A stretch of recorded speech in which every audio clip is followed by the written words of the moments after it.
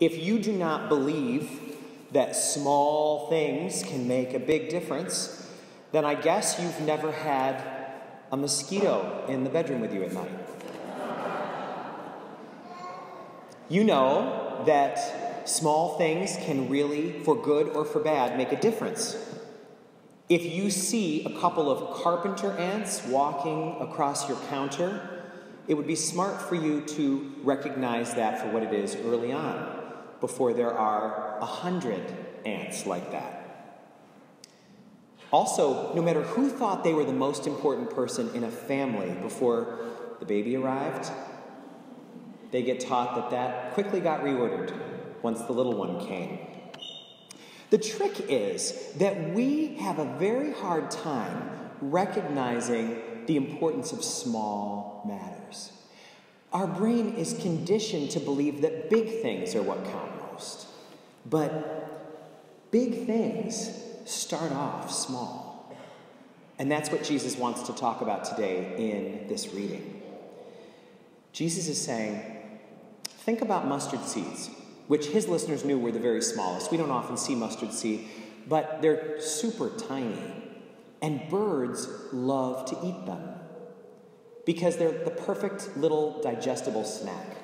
But Jesus says, hey, birds, don't eat up all the mustard seed, or where are you going to live?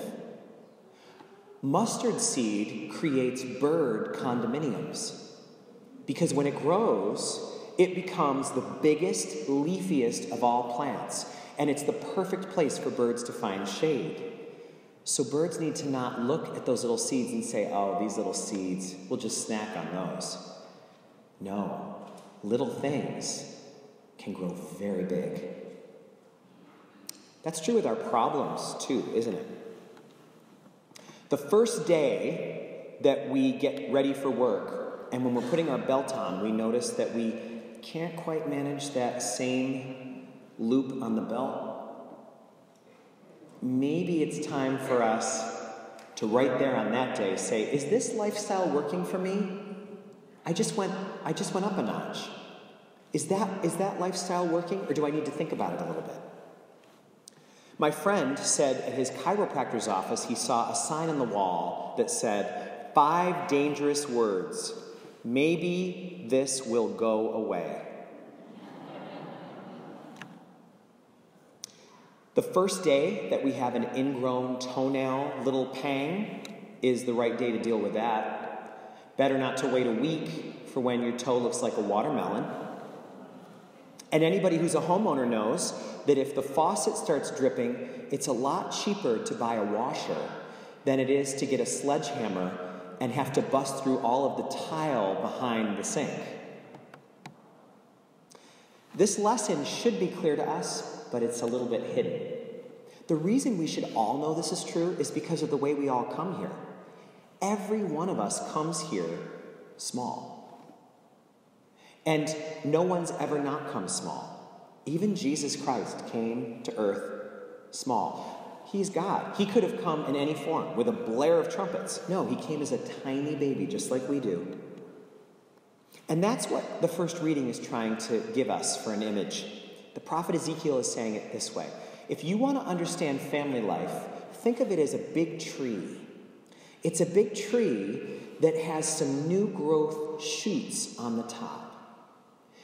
And we can take the shoots off of that tree and put them in fertile soil. And as long as they have the right conditions, they've got water, they've got sunlight, they'll grow. That shoot will become its own big tree, often bigger than the one that it came from. And all of us have seen that in family life, where the kids wind up bigger than the parents who birthed them. Humble people are the wise ones who remember, I started off small in this life. Sometimes we can get a little bit impressed with ourselves if, in a town like this, maybe everybody knows you, or you've, accomplished some kind of success at work, and so you think, wow, I'm kind of becoming kind of a big deal. But all of us started off small. All of us needed someone to take care of even our bathroom needs in our earliest days. On Father's Day, it's a really helpful thing for us to remember that our fathers started off small. Nobody is born a dad. Everyone is born a baby. And then those men, our fathers, had to learn how to talk and walk. They had to learn how to take on new tasks and learn new things, how to earn and provide. And they had to learn how to love before they could ever teach us. It's interesting that for our fathers and for anybody, sometimes it's helpful to do this when we need to put an issue into perspective. When I have someone that I need to forgive, one of my favorite techniques that sometimes helps me the most is to think of the person who hurt me and picture them when they were a newborn, in their mother or father's arms. I try to picture their mother or father looking at them with love and them looking back before they ever did anything wrong, before they ever hurt anyone, before they ever had any accomplishments. And I realize that they're here just like I am. They came knowing nothing. They came with strengths and weaknesses, and maybe they've got a real deficit in one area or another. But don't we all? It's like we're all students in this school together, and we have subjects that we excel at, naturally, and some that we struggle with. So maybe that's a way that we can forgive some other people when they've hurt us, to imagine how small they started off, and that everything they've been able to accomplish, they had to learn, just like we did.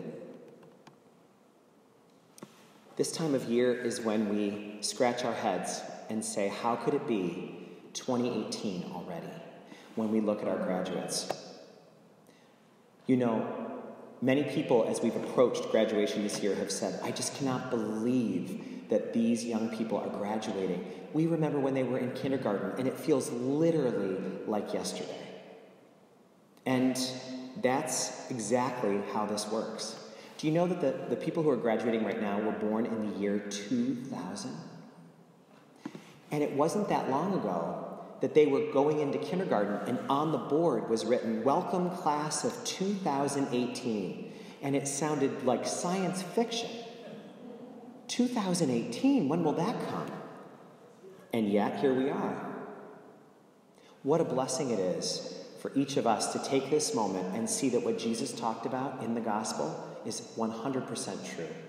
He said growth is never the work that we do. Growth is God's work. Our work is sowing the seed.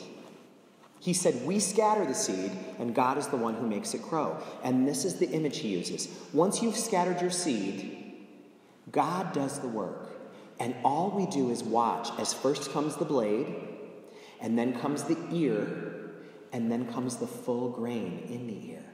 And that's a total mystery to us. We don't understand how that happens at all.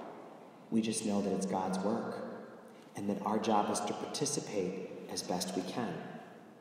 This is a time of year for us to celebrate the miracle of our growth. For our graduates to recognize, I can't believe I've made it to this point in my life, and I couldn't have done this without God's grace. And now, those little shoots that were taken from their family tree and planted in good soil, they're about to get transplanted into a different kind of soil where they can get the nutrition they need for this stage of their life and keep growing and growing. Small things matter. And if you don't believe that, then you're about to see for yourself.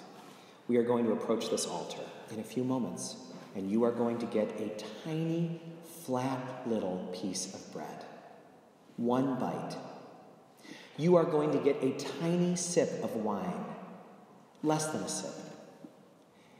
And in that little morsel of bread and tiny swallow of wine, you will receive all of Christ's body and blood, his soul and his divinity. In this tiny little morsel, the immensity of heaven is contained. So let's not be confused as we go forth from here.